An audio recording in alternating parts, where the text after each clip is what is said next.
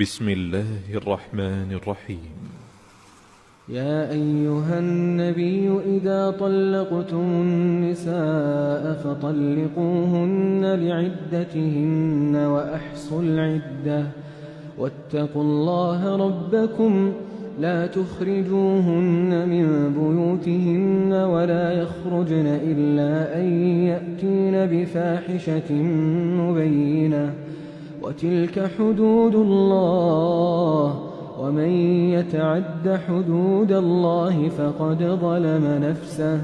لا تدري لعل الله يحدث بعد ذلك أمرا فإذا بلغن أجلهن فأمسكوهن بمعروف أو فارقوهن بمعروف وأشهدوا ذوي عدل منكم وأقيموا الشهادة لله ذلكم يوعظ به من كان يؤمن بالله واليوم الآخر ومن يتق الله يجعل له مخرجا ويرزقه من حيث لا يحتسب ومن يتوكل على الله فهو حسبه إن الله بالغ أمره قد جعل الله لكل شيء قدرا واللائي يئسن من المحيض من نسائكم إن ارتبتم فعدتهن ثلاثة أشهر واللائي لم يحضن وأولاة الأحمال أجلهن أن يضعن حملهن ومن يتق الله يجعل له من أمره يسرا ذلك أمر الله أنزله إليكم ومن يتق الله يكفر عنه سيئاته ويعظم له أجرا أسكنوهن من حيث سكنتم من وجدكم ولا تضاروهن لتضيقوا عليهن وإن كن أولات حمل فأنفقوا عليهن حتى يضعن حملهن فإن أرضعن لكم فآتوهن أجورهن وأتمروا بينكم بمعروف وإن تعاسرتم فسترضع له أخرى لينفق ذو سعة من سعته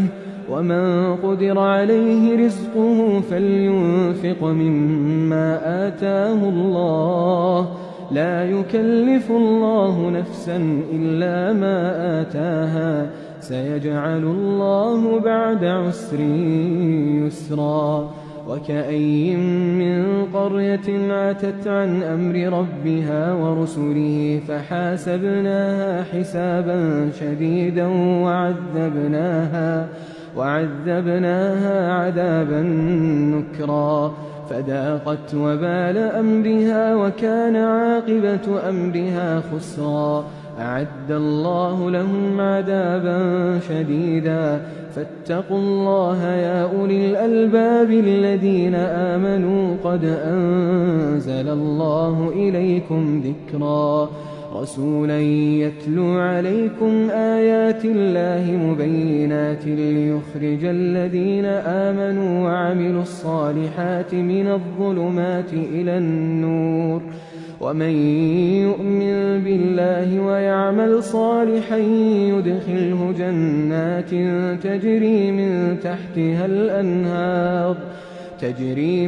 تحتها الأنهار خالدين فيها أبدا قد أحسن الله له رزقا الله الذي خلق 7 سماوات ومن الأرض مثلهن يتنزل الأمر بينهن لتعلموا أن الله على كل شيء